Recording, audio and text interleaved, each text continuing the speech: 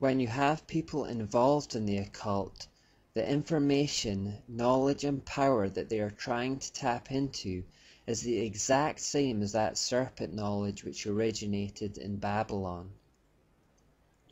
The idea of occultism retains the concept that there are a powerful, enlightened or illuminated few at the top who see things as they really are, and the rest are kept in the dark, mere ignorant fools. The enlightened few consider the average mass of people to be almost subhuman, like cattle, who deserve to be led like cattle and treated like cattle. This knowledge hierarchy is replicated in almost all occult societies today, like Freemasonry for example, and it fulfills an important function of allowing Satan to pervert by small degrees. Those at the lower levels of Freemasonry have absolutely no idea of what they are actually involved in. It is only as they slowly rise through the degrees that they have the true information revealed to them. By perverting in small stages and in the passing of time, people lose sight of just how far they're straying and can be led to accept things that they would otherwise have flatly rejected if they had been given the full revelation from the start. Just a little change here, a little change there, it's not so much.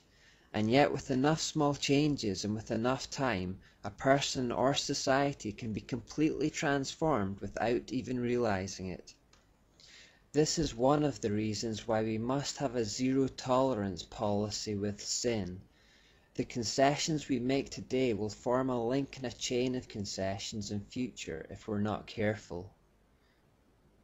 This kind of system that needs to keep knowledge concealed from the masses, by its very nature, necessitates the use of symbolism, gestures, monuments, secret words and signs to ensure that those in the dark are kept in the dark. That's why the occult makes heavy use of these devices. They use symbols that are packed with meaning for the initiated, but which mean absolutely nothing to the average man. By using symbols, information can be communicated by being hidden in plain sight. That is, they are in the open air for all to see, but they are not recognized or interpreted by the average person. It is also for this reason that the occult always hides behind outward facades of neutrality, goodness, or even holiness.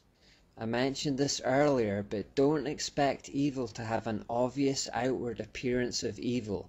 That's not how Satan wins people to himself. More often than not, he disguises himself as an angel of light to seduce, which is why discernment becomes one of our most important tools in these last days. It is also for the same reason that dual meanings are prevalent in the occult world. Wherever there is a dark infernal truth to be communicated, there is almost always a false but light and seemingly good cover story. The public are given the false cover story in order to keep the dark truth concealed. The initiated and the enlightened only are aware of the true meanings.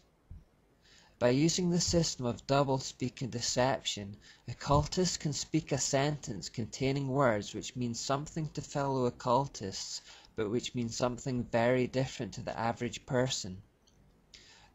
Bernie Taupin, Elton John's lyricist, is reported to have once said that he never wrote a single song that wasn't written in this doublespeak.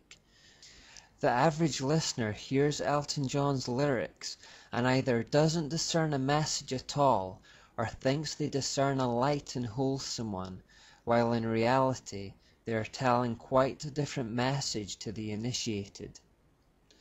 Closely related to this concept is the idea that light and darkness emanate from the same source. Nimrod and Semiramis were the sun and the moon, the leading lights of the day and night, but they were two separate manifestations of the same source, Satan. So the idea is that there is one force which has a light masculine side and a dark feminine side. If you've seen Star Wars, you'll be familiar with this concept. The force is considered neutral but can be used for good or evil. Or what about the Wizard of Oz, where it's explained that there can be good witches or bad witches? This is key to occultism. The power is neutral, it's how you use it that counts. And speaking of songs with double meanings, Bernie Taupin also of course wrote the lyrics to a Wizard of Oz related song, Goodbye Yellow Brick Road. The Wizard of Oz has an occult message that we'll get to later. But these are themes that have infiltrated our culture, and these are some of the key telltale signs of satanic mystery religion. Look out for them as we continue our journey. A final feature of the Mysteries was its absolute obsession with sex, and this is again something that carries on into modern occultism. Because of Semiramis's history as a brothel keeper, we should be unsurprised to find sexual perversion playing a huge role in her religion, and that indeed is what we do find. Worship of both male and female regenerative parts, but particularly the male phallus, played a key role. There was ritualistic sensual dancing, sacred prostitution and sodomy with male and female prostitutes. Sex was seen as an act of worship and was encouraged in all its most perverted forms.